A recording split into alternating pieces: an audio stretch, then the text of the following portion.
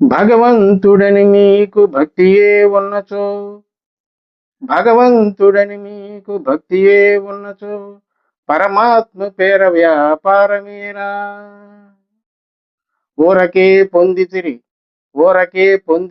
ఊరకే ఇమ్మని దశమ భాగములు దండుటేలా.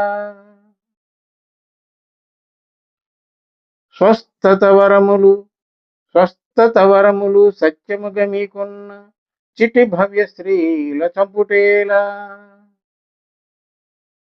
సామాన్యునిగా యేసు జీవించమని చెప్పే సూటు బూటు కోటు సోకులేలా.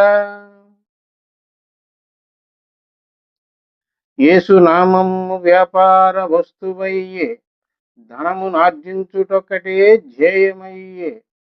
యేసు నామము వ్యాపార వస్తువయ్యే ధనమునార్జించుటొక్కటే ధ్యేయమయ్యే.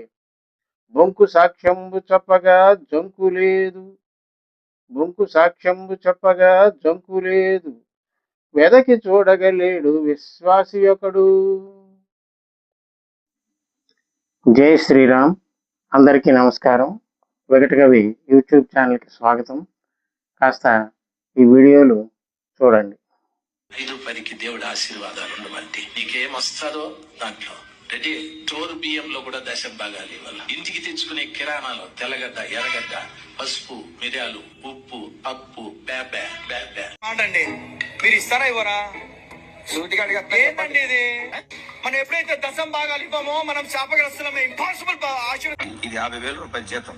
దేవుని కొరకు దశమ భాగం ఆదివారం వెళ్ళేటప్పుడు కృతజ్ఞత కానుక ఇదిగో ఇంత 50,000 రూపాయలు. కనీసం ప్రతి నెల ఒక 10,000 రూపాయలు. ఒక్కొక్కరు ఒక్కొక్క కవర్ తేవాలి. కుటుంబం అంతా కవర్ కాదు, ఒక్కొక్కరు ఒక్కొక్క కవర్ తేవాలి. సో నేను చెప్తాను, మీ ఇంట్లో ప్రతి ఒక్కరికి కవర్ కావాలి. ఒకవేళ మీ ఇంట్లో పిల్లున్న పిల్లికి కవర్ కావాలి, కుక్క కూడా కవర్ కావాలి. ఒక ఆయన తన కుక్కకి 5,000 వేసాడు. ఎంత బాగుందండి. నీకు ఒక ఎకరం పొలం వచ్చింది అనుకోండి, ఇందులో నాది 9 వంతులే, 10వ వంతు దేవుడిది. ఇందులో దశమ భాగం తీసేయాలి. దేవుడిని ఎవరు మోసం చేయకూడదు.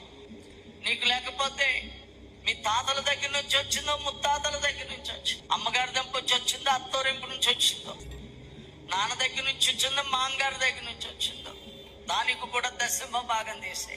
మంది దశమగాలు తీరు, మాకు అప్పులు ఉన్నాయి, మాకు బాధలు ఉన్నాయి, ఇక్కడ గుడ్డు ఉంది అని చెబుతా ఉంటారు. నేను నోరు మూసుకుని దశమగాలు తీస్తామండి. తీయకుంటే పోవు అప్పులు ఉన్నది. ఏడ్చుకో, బాత్రూంలోకి వెళ్ళి ఏడ్చుకో, కింద కూర్చొని ఏడ్చుకో, మంచం మీద పడుకుని ఏడ్చుకో, ముసుకేసుకుని నా పని అయిపోతే నేను ఇంత ఇస్తా ప్రవ్వా, ఇది చేస్తా ప్రవ్వా అని చాలా మంది కమిట్మెంట్స్ ఇస్తారు. ఇచ్చిన తర్వాత డబ్బులు చేతిలో పడకనే అబ్బో ఈ ఖర్చులున్నాయే, ఆ ఖర్చులున్నాయే, అది ఉందే, ఇది ఉందే, పోతారా రే. అట్లాంటి పనులు చేయబాకండి, నిజంగా పోతారు.